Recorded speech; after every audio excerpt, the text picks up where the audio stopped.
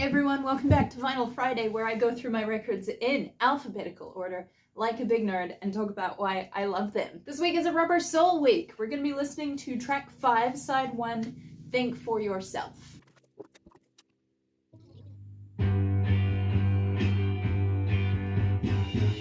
Now, I knew what I was getting into this week because I know the track listing of this album. You probably don't know this, but I actually don't look more than a week ahead in my record collection because I want to be surprised by it. I want to see what I discover with fresh ears. But with Rubber Soul, I know the track listing, so I know what's coming. And for a few weeks now, I've been thinking, I wonder what I'm going to say about Think for Yourself, because I've always thought of it as one of those sort of Rubber Soul glue songs. Like You Won't See Me, Wait, Run for Your Life. They have a lot of the hallmarks of the Rubber Soul sound. When I say hallmarks of Rubber Soul, I mean like you've got your 3-part backing vocals to say about the things that you do. You've got your tambourine. You've got your emphasis on the 2 and 4. But they aren't standout tracks like Drive My Car, beep, beep, beep, beep, yeah. Nowhere Man, please listen. Michelle, Girl. Singular piece of songwriting. I have seen the error of my ways. There is so much about this song that's really interesting. For example, the instrument lineup, you've got, the regular guitar, drums, tambourine, as I mentioned earlier. There's also a maraca,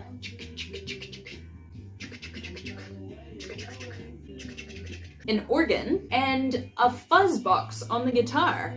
I've never actually known what that was, and I googled it last night in preparation for this episode. I was like, wow, it's a fuzz box. Paul's playing it, but it's functioning as a lead guitar in this track. It's this. Do, do, do, do.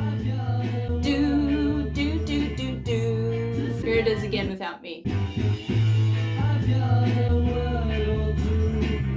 Of course, Paul's also playing bass, so it's that sort of lead part is doubling the bass but an octave higher. So that's unusual. Not only is it unusual for the Beatles, nobody else was really doing it at that point in time anyway. Like, distortion was still relatively new in popular music, and distortion on bass was functionally unheard of, I think. Second thing, predictably, I'm going to talk about chords. This song has some really unusual chord patterns. And again, I guess I had known this song so well that I hadn't really thought about how weird it really is. I'll have the piano correspondent break it down for you. Hit it! Okay, so let's look at the verse chords first, because they're pretty good. Chorus chords are also pretty good. All the chords are pretty good. Check it out. Verse chords. Do-do-do-do-do-do. Like, how many songs do you know that have that chord sequence? There are lots of songs that have, like... This is not that. This is...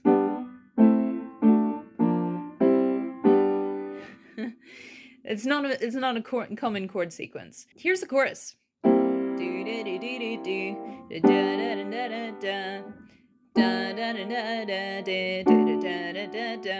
the cool thing about... I'm holding my phone with my left hand, so I'm going to have to do this with my foot. The cool thing about this chord is that it's on a B-flat bass. As opposed to this. It's this. Think for yourself, 'cause I won't be there with you. MacPack. If you want to do an endorsement, hit me up. I learned last night during my Googling escapades that this song has musicologists absolutely frothing at the mouth.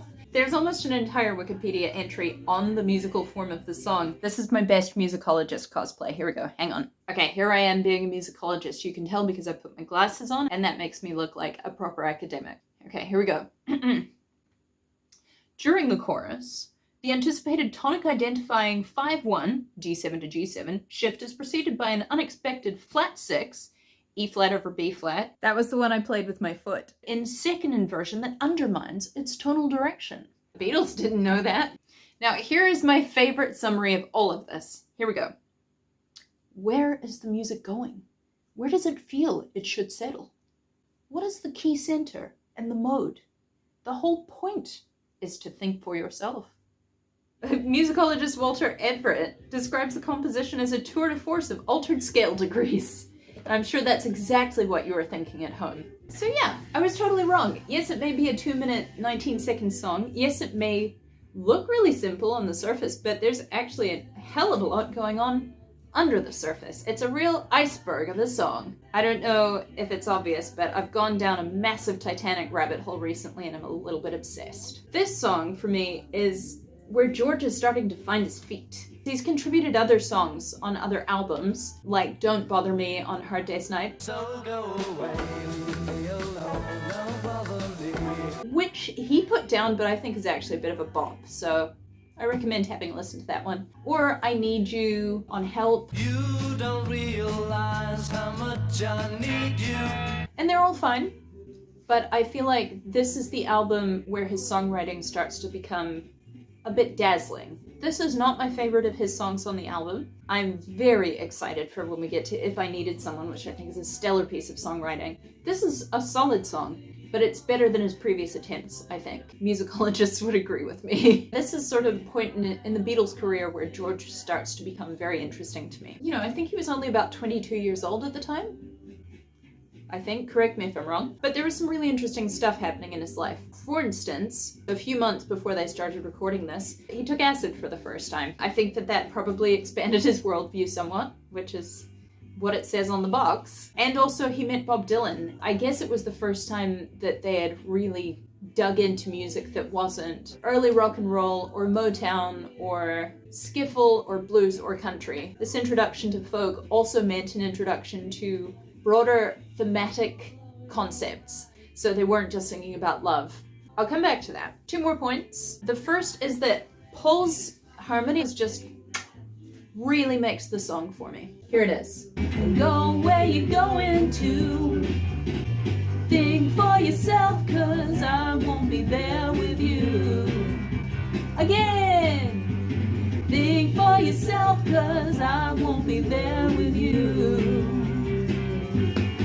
I really love that part. Harmonies can exist to complement a melody, but they can also be very, very pretty in their own right. Really nice and hearty and chunky and really solid material. Nutrient dense in their own right.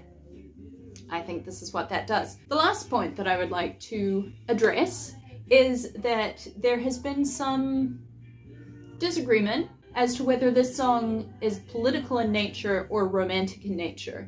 And so I put it to you, dear listeners and viewers and dishwashers, is the object of this song a person or an entity like the government? I'm curious to know what you think. Please let me know. That's everything from me. Thanks for hanging out with me. I will see you next week, and I hope you have a good weekend. The whole point is to think for yourself. I'm not very good at winking.